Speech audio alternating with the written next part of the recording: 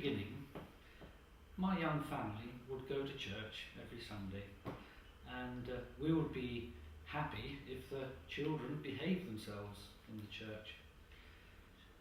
But then there came a time when we were worried about our son, who is deaf, and we worried how we would be able to teach him all the things he needed to know about God and his faith, to allow him to receive the sacraments, to live a full Christian life.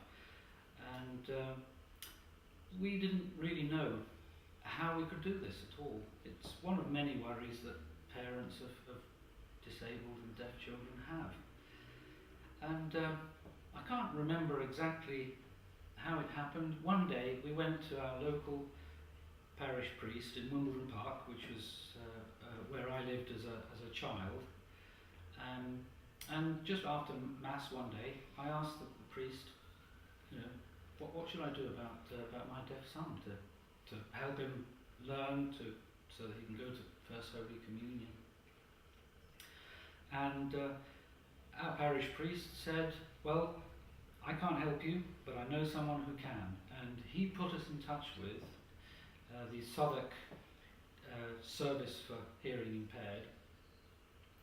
And a long history started, and a long and eventful history started for us as a family, as a Christian family.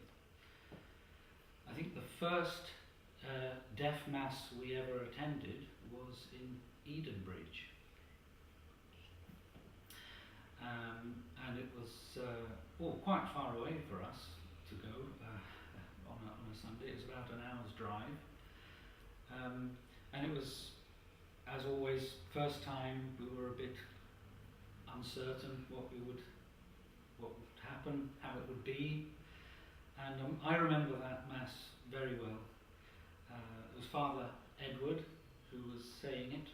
I think it was quite a lot of people. There were quite a lot of people in the church, and we'd never seen signing at the altar before.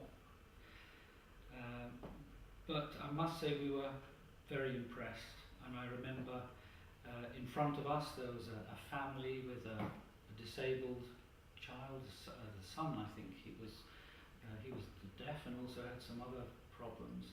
But you could see the whole family were united and were enjoying the Mass, the experience, the fact that they could live through it as a family without leaving anyone out, without leaving their child out of the Mass.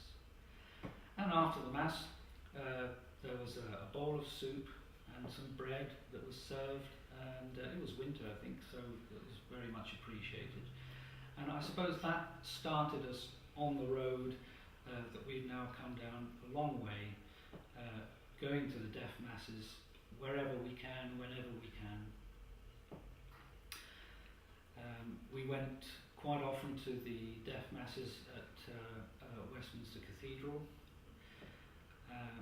which I think sometimes reminded me more of it was not so much a Mass with special facilities for deaf people, but a gathering of deaf people with a Mass going on during the gathering.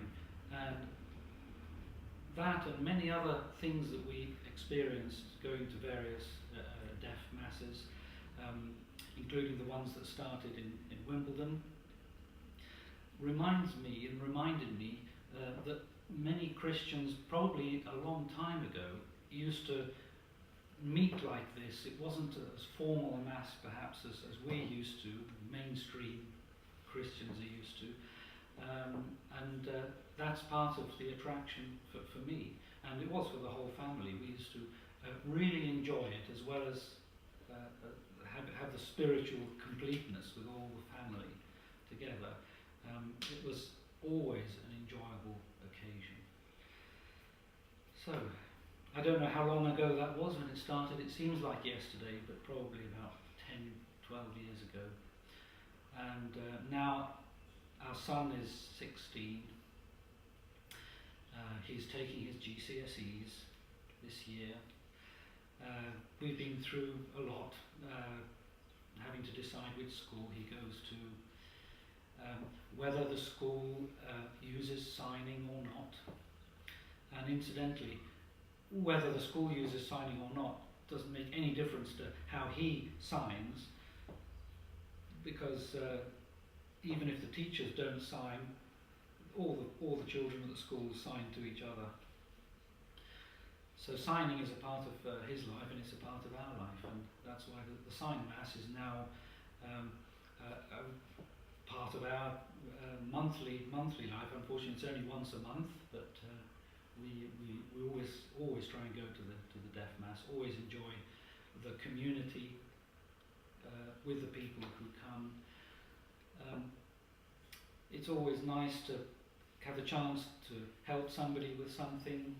You meet many people who have quite difficult lives, and it makes you think that our difficulties are not so bad if you share them. Recently, both our children were confirmed. The confirmation mass was in the parish with, I don't know how many, 50 young people, but it was signed, so we were integrated into the whole parish. And that's what life is like for us today. For the future, well, we hope that our son will do well educationally, but also hope he'll do well spiritually.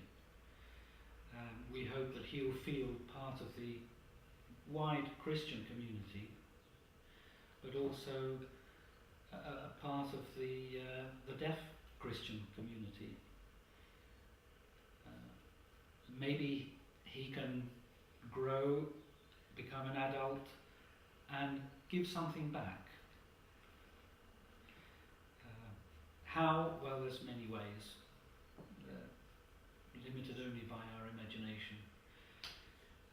But it's often said that it's difficult circumstances that make people try harder, and we hope that in future our son will be able to contribute not just to everyday life, work, etc., but perhaps to the deaf community and the Christian deaf community as well. He certainly has a very strong feeling of belonging to that community.